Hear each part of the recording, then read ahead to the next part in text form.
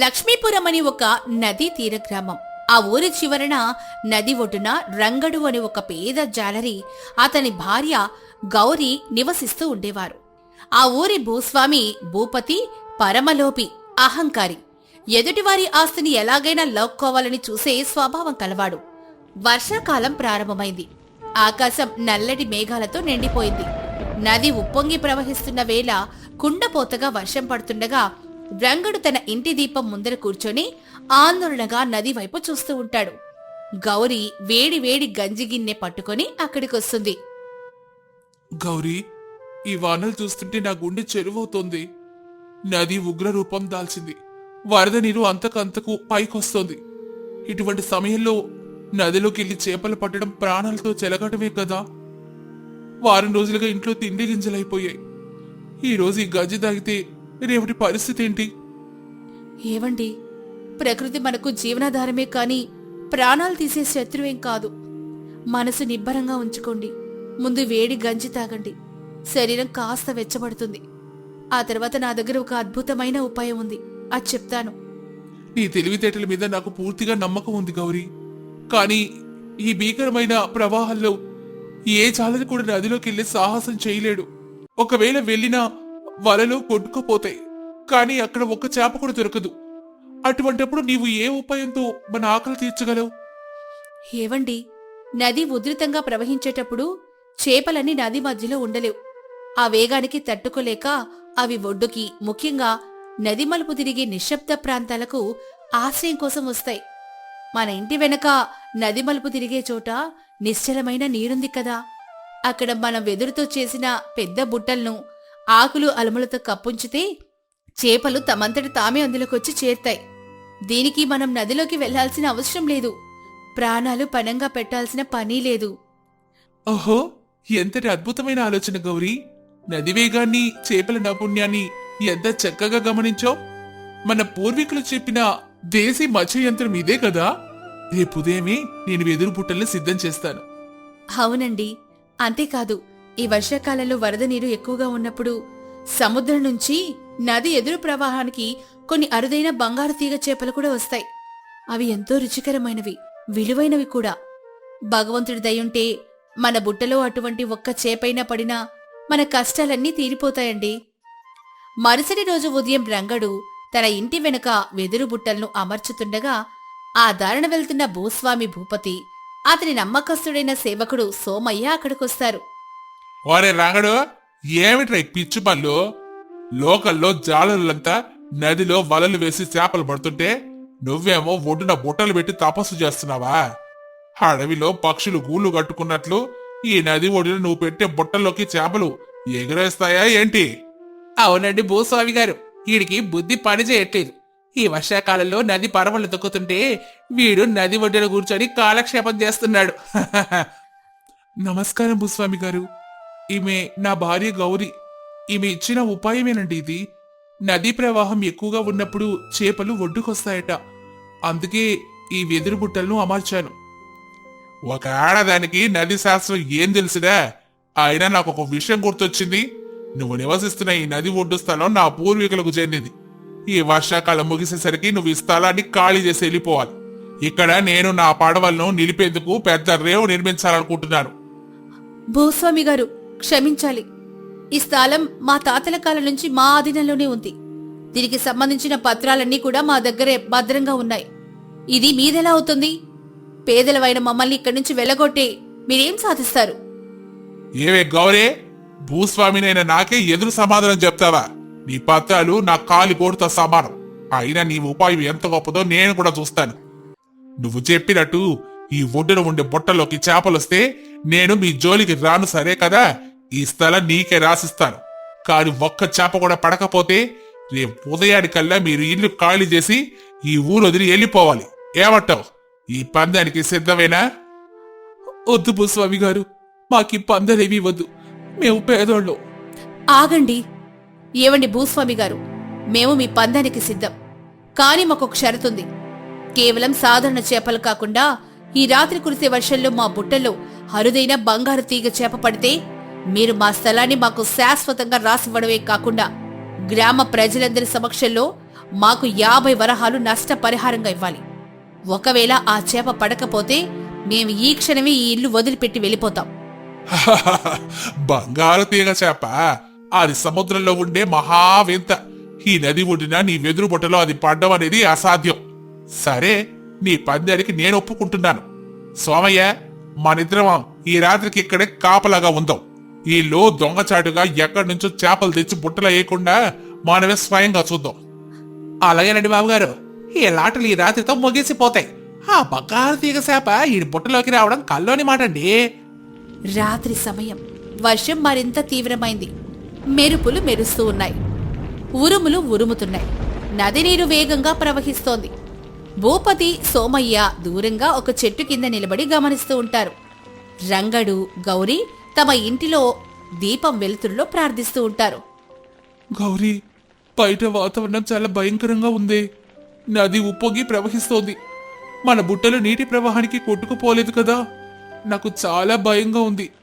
ఒకవేళ ఆ చేప పడకపోతే రేపు మనం ఎక్కడికి వెళ్ళాలి? ఏవండి, మనసులో ఎటువంటి సందేహాలు పెట్టుకోకండి. మనం కష్టపడి పనిచేశాం. ఎవరికీ అన్యాయం చేయలేదు. ప్రకృతి ఎప్పుడు ధర్మాన్నే కాపాడుతుంది. ఆ నది తల్లి మనల్ని నిరాశపరచదు. మీరు నిశ్చింతగా ఉండండి. అంతలో బయట నది ఒడ్డున పెద్ద శబ్దం వినిపిస్తుంది. ఆ ప్రవాహంలో నది ఒడ్డున నిలబడిన భూపతి కాలుజారి నదిలోకి పడిపోతాడు.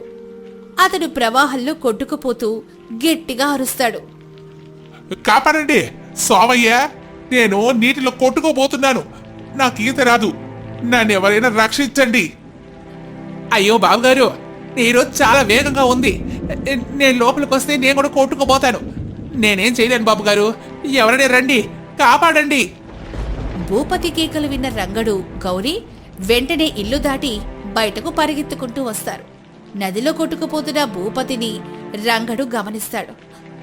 ఏవండి, చూడండి, భూస్వామి గారు ప్రవాహంలో కొట్టుకుపోతున్నారు. ఆలస్యం చేస్తే ఆయన ప్రాణాలకే ప్రమాదం. వెంటనే మీ దగ్గరున్న పెద్ద చేపల వలను ఆయన వైపు విసిరండి. అలాగే గౌరీ. రంగడు ఎంతో నైపుణ్యంతో తన చేతిలో ఉన్న బలమైన చేపల వలను దూరం నుంచి భూపతి వైపు విసురుతాడు. ఆ వల భూపతి చేతికి చిక్కుతుంది. భూస్వామి గారు, భయపడకండి. ఆ వలను గట్టిగా పట్టుకోండి. నేను ఇటు నుంచి గట్టిగా లాగుతాను. సోమయ్య గారు, అలా చూస్తూ నిలబడకండి. రండి, ఇద్దరం కలిసి నా భర్తతో పాటు తాడుని గట్టిగా లాగుదాం. చివరికి నలిగిపోయిన స్థితిలో ఉన్న భూపతిని సురక్షితంగా ఒడ్డుకు చేరుస్తారు. భూపతి గాలి పీల్చుకుంటూ ఒడ్డున పడిపోతాడు. రంగడు, గౌరీ, నన్ను క్షమించండి. మిమ్మల్ని నా స్వార్థం కోసం ఇక్కడి నుంచి వెళ్ళగొట్టాలని చూశాను. కానీ మీరు మీ ప్రాణాలను సైతం లెక్క చేయకుండా నన్ను రక్షించారు. నా సేవకుడు సోమన నన్ను కాపాడలేకపోయాడు. కానీ మీరు శత్రువైన నన్ను ఆదరించారు. మీ మానవత్వం ముందు నా అహంకారం తల వంచిందమ్మా. భూస్వామి గారు, ఆపదలో ఉన్నవాన్ని కాపాడడం మన కనీస ధర్మం. ఇందులో గొప్పదనం ఏమీ లేదండి. మీరు ముందు మా ఇంట్లోకి వచ్చి ఈ పొడి బట్టలు కట్టుకోండి. వేడి కాషాయం ఇస్తాను, తాగండి. ఎంత గొప్పటి మనసు తల్లి నీది. నేను మీకు చేసిన ద్రోహానికి నాకు చాలా సిగ్గుగా ఉంది. అందరూ కలిసి రంగడింట్లోకి వెళ్తారు. గౌరీ వారికి వేడివేడిగా కాషాయం అందిస్తుంది. కాసేపటికే వర్షం తగ్గుముఖం పడుతుంది. ఉదయం సూర్యోదయం అవుతుంది. సోమయ్య పరిగెత్తుకుంటూ లోపలికొస్తాడు. బాబుగారు, బాబుగారు, త్వరగా బయటకు రండి. వర్షం తగ్గిపోయింది. మన రంగడు పెట్టిన వెదురు బుట్టల్లోకి ఏదో బెరుస్తోంది. అందరూ కంగారుగా నది ఒడ్డున ఉన్న వెదురు బుట్టల దగ్గరికి వెళ్తారు. రంగడు మెల్లగా బుట్టను పైకి తీశాడు.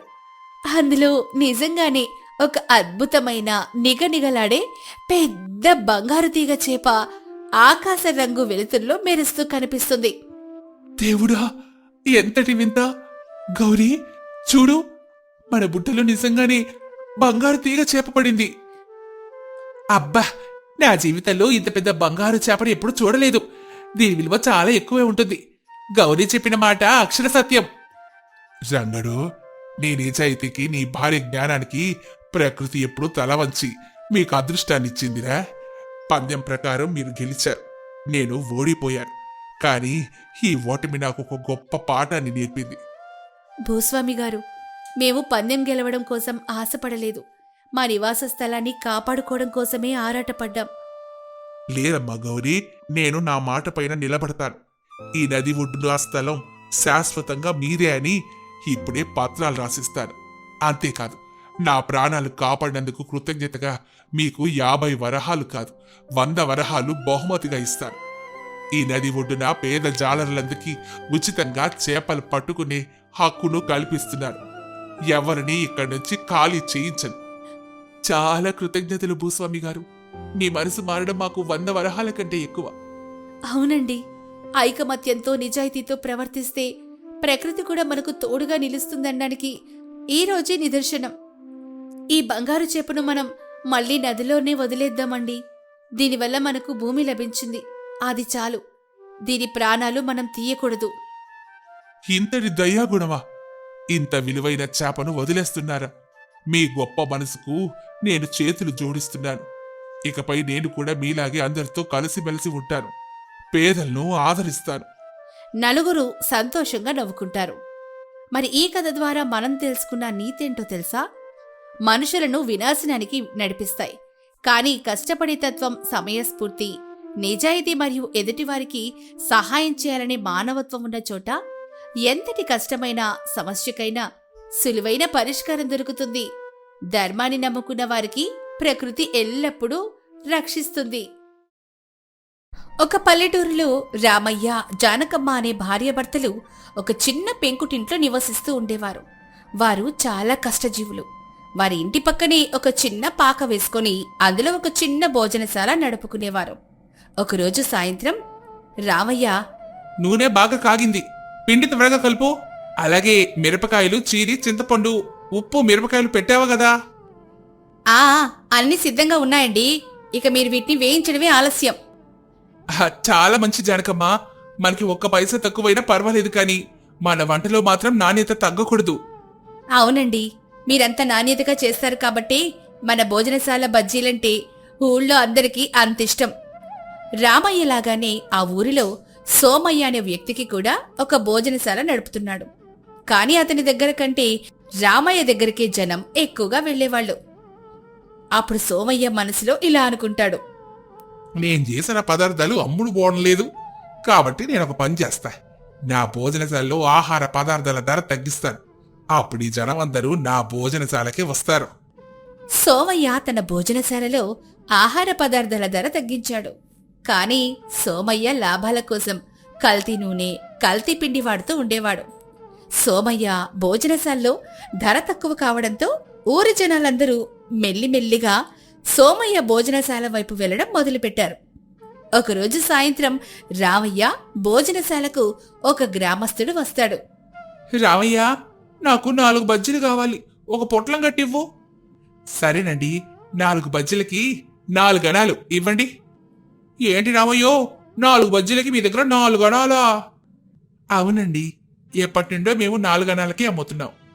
అదేంటి రామయ్య, అక్కడ సోమయ్య భోజనశాలలో 3 అణాలకి పొట్లం బజ్జీలు ఇస్తున్నాడు, నువ్వేంటి ఎంత ఎక్కువ ధర చెప్తున్నావు? బాబు, మేము కల్తీ లేని వేరుశనగ నూనె, మంచి నాణ్యమైన శనగపిండి వాడతాం. నాణ్యమైన ముడిసరుకులు వాడడం వలన మాకు ఖర్చు ఎక్కువ అవుతుంది, అందుకే ఈ ధర చెప్తున్నాం.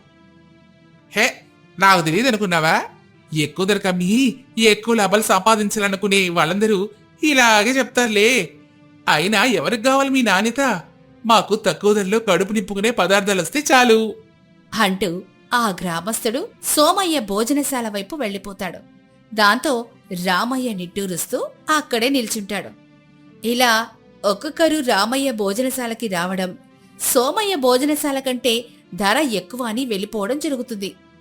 దాంతో రామయ్య వేసిన బజ్జీలు, పునుగులు ప్రతిరోజు అలాగే మిగిలిపోతాయి. చూసారా అండి, రోజు మనం చేసే ఆహార పదార్థాలన్నీ అలాగే మిగిలిపోతున్నాయి. మన భోజనశాలకి జనం రావడమే మానేశారు. అంతేకాకుండా మన భోజనశాల నష్టాలు రోజురోజుకి పెరిగిపోతున్నాయి. మనం కూడా ఈ సోమయ్యలాగా కొంచెం కల్తీ చేసి తక్కువ ధరకి అమ్ముదామండి. వద్దు జానకి, ఆ సోమయ్య జనంని మోసం చేస్తున్నాడు. మనం కూడా అలా చేస్తే అతనికి మనకి తేడా ఏముంది చెప్పు? మనకొచ్చే 1 రూపాయి అయినా నిజాయితీగా సంపాదించుకుందాం. ఇంత నిజాయితీగా ఉండి ఏం ఉపయోగం ఉందండి? మనం మంచి నూనె, పిండి వాడి తక్కువ లాభాలకి వ్యాపారం చేశాం. కాని జనాలు మాత్రం ఆ చౌకగా అమ్మే సోమయ్య భోజనశాలకే వెళ్తున్నారు. మన గురించి ఎవ్వరూ ఆలోచించట్లేదు. దిగులు పడకు జానకి. మన నిజాయితీని ఎవరు చూడకపోయినా పైనున్న దేవుడు మనల్ని చూస్తూనే ఉంటాడు. అలా ఉండగా ఆ రాత్రి వాతావరణం ఒక్కసారిగా మారిపోయింది. ఉరుములు మెరుపులతో భయంకరమైన గాలివాన మొదలైంది. దాంతో రామయ్య నడుపుతున్న భోజనశాల వర్షానికి తట్టుకోలేక పూర్తిగా కూలిపోయింది. మరుసటి రోజు ఉదయం రామయ్య జానకమ్మ లేచి బయటకొచ్చి చూసేసరికి వారి జీవనాధారమైన పాక నేలమట్టమై జానకమ్మ అది చూసి, అయ్యో దేవుడా, ఎంత పని చేశావయ్యా! ఇంత నిజాయితీగా ఉండే మమ్మల్ని ఇంకా ఎందుకు పరీక్షిస్తున్నావయ్యా? జానకి, ఏడవకు జానకి. ఇలాంటి సమయంలోనే మనం గుండె నిబ్బరం చేసుకోవాలి. మనకి ఇంతగా నష్టం జరిగాక కూడా గుండె నిబ్బరం ఎలా చేసుకోమంటారండి? ఇన్నాళ్ళు గిరాకీ లేదు అన్న బాధ మాత్రమే ఉండేది. ఇప్పుడేమో అసలు భోజనశాలే లేకుండా పోయింది. మన దగ్గర కొత్తగా పాకేయడానికి కూడా డబ్బులు లేవు కదండి. ఇప్పుడు మన బతుకులు ఎలా గడుస్తాయి? అసలే ఆ సోమయ్య మనం ఎప్పుడెప్పుడు భోజనశాల మోసేస్తామా అని ఎదురు చూస్తున్నాడు. వాడిప్పుడు మనల్ని చూసి నవ్వడా? జానకి, ఎలాంటి కష్ట సమయం వచ్చినా సరే మనం మన నిజాయితీని మాత్రం వదులుకోకూడదు. మనలాంటి నిజాయితీ పనులకి ఆ దేవుడే ఏదో ఒక దారి చూపిస్తాడు. అప్పుడే అటుగా వెళ్తున్న సోమయ్య, రామయ్య భోజనశాల కూలిపోవడం చూశారు. ఏరా రావయ్యో, ఇన్నాళ్ళు నిజాయితీ నిజాయితీ నీతి అంటూ కూర్చున్నావు. నీ నిజాయితీతో ఇన్నాళ్ళు ఏం సంపాదించావు? ఇప్పుడేమో ఉన్న పాక కాస్త ఊడిపోయింది. ఇది నీ నిజాయితీకి తగ్గిన బహుమతి. సోమయ్య మాటలకి రామయ్య ఏమీ మాట్లాడకుండా మౌనంగా తలదించుకున్నాడు. కొంచెం తెలివి ఉపయోగించి నా లేక కల్తీ సరుకులు వాడి డబ్బులు మిగిల్చుంటే ఈ పాటికి ఒక మంచి భోజనశాల కట్టేవాడివి. ఇప్పుడు చూడు, నిజాయితీ నిజాయితీ అంటూ వీధిన పడ్డావు కదా. ఏం చేస్తావు ఇప్పుడు? సోమయ్య, నన్ను చూసి నువ్వు బాధపడాల్సిన అవసరం లేదు. మాకు ఆ దేవుడే ఏదో ఒక దారి చూపిస్తాడు. ఆ దేవుడు కాదు, నేనే నీకు ఒక దారి చూపిస్తాను. ఒక పని చెయ్యి, నా భోజనశాలలో వంట మనిషిగా పనిలో చేరు. నీకు రోజుకి కొంత డబ్బు ఇస్తాను. నీ సంసారం గడుస్తుంది. వద్దు సోమయ్య, నువ్వు పూర్తిగా కల్తీ సరుకులు వాడతావు. ప్రజల ఆరోగ్యంతో ఆటలాడే నీ దగ్గర నేను అస్సలు పని చేయను. ఓహో, ఎంత జరిగినా నీ గర్వం పోలేదు. సరే, నీ ఇష్టం. నీ ఇష్టం వచ్చినట్టు చేసుకో.